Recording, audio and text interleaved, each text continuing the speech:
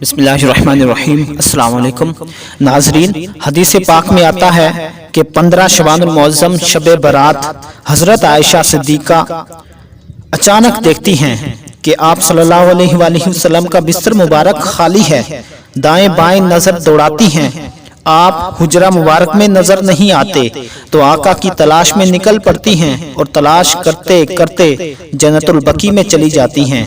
جہاں مومنین مومنات مسلمانوں کی قبریں ہیں، اور دیکھتی ہیں کہ آقا علیہ السلام اس کے ایک کونے میں اللہ کے حضور سجدہ ریز ہیں اور رو رو کر اللہ کے حضور دعائیں کر رہے ہیں، اپنی امت کی بخشش و مغفرت کے لیے دعائیں کر رہے ہیں۔ پلٹ آتی ہیں،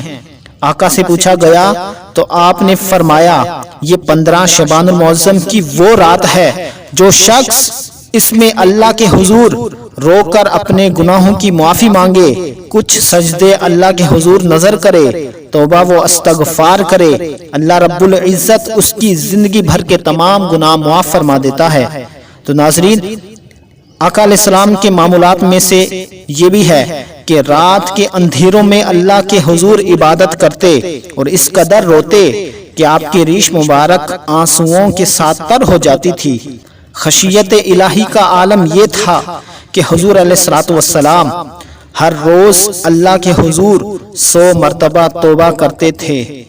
ایک حدیث میں 70 مرتبہ استغفار کرنا بھی ثابت ہے۔ وہ ذات جو معصوم ہے، جس ذات کی زندگی میں گناہ کا کوئی تصور اور امکان ہی نہیں، جس کے وجود پاک اور قدموں کے تصدق سے لوگوں کو نیکیوں کی سعادت، تقوی اور طہارت نصیب ہو رہی ہے، گناہ جس ذات کے قریب بھی آنے کا تصور نہیں کرتا،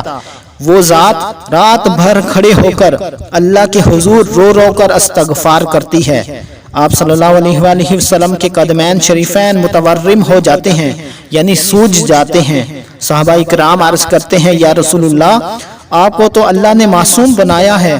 آپ کی زندگی کے دامن میں تو گناہ کا کوئی دھبا اور اس کا امکان تک بھی نہیں ہے، پھر ساری رات کھڑے ہو کر اپنے مبارک قدموں کو متورم کر لینا، اتنی مشقت اٹھانا، محنت کرنا، مجاہدہ کرنا، اس کی کیا ضرورت ہے؟ تو آپ صلی اللہ علیہ وآلہ وسلم فرماتے ہیں، اللہ کی ان رحمتوں اور نعمتوں پر کیا میں اللہ کا شکر گزار بندہ نہ بنوں؟ تو ناظرین، ایک صحابی رسول کہتے ہیں کہ میں رات کو آقا کی خدمت میں حاضر ہوا،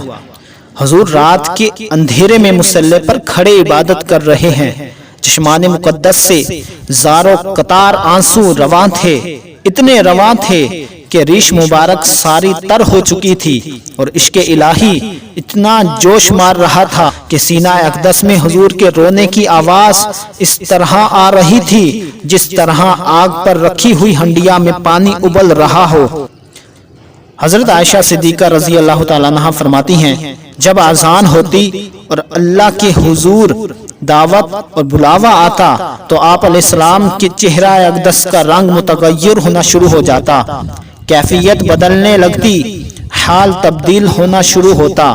آقا مصلی پر آتے، نماز کے لیے کھڑے ہوتے، رنگ بالکل متغیر ہو جاتا، کیفیت بدل جاتی، اور چشمان اقدس کا حال یہ ہوتا کہ اس وقت حضور ہمیں بھی پہچاننے کے قابل نہ ہوتے۔ اللہ کے حضور پیش ہوتے وقت آقا علیہ السلام کی خشیت کا عالم یہ ہوتا کہ حضرت عائشہ فرماتی ہیں کہ مجھے بھی پہچان نہ سکتے۔ یہ کیفیت تھی خوف الہی کی، یہ کیفیت تھی خشیت الہی کی۔ ارے وہ ہستیاں جو ساری امت کی بخشش و مغفرت کا باعث تھیں، جو ساری کائنات کے گناہ گاروں کو شفاعت کی خیرات لٹانے والی تھیں،